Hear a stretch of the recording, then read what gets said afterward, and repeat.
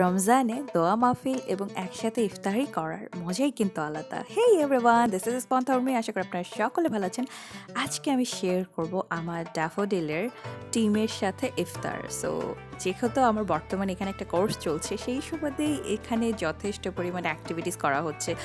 অনেক নতুন নতুন মানুষের সাথে পরিচিত হচ্ছে।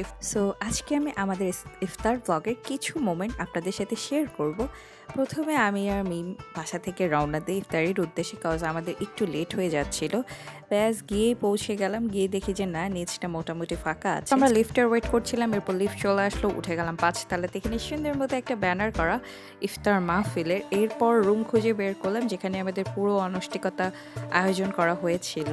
এরপরে আমরা আমাদের ব্যাচমেটদেরও খুঁজে পেলাম। এভরিওয়ান ওয়াজ সুপার এক্সাইটেড একটা নতুন ফ্যামিলির সাথে কিছু মোমেন্ট শেয়ার করা এত পবিত্র একটা মাসে।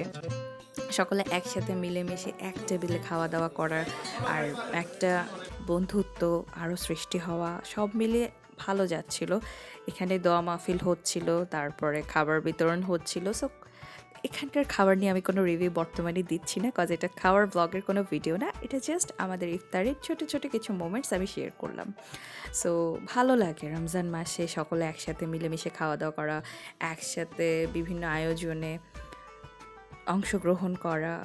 It's just a nice moment. সবাই ভালো থাকেন, আবারও দেখা হবে নতুন কোনো ব্লগে। টাটা।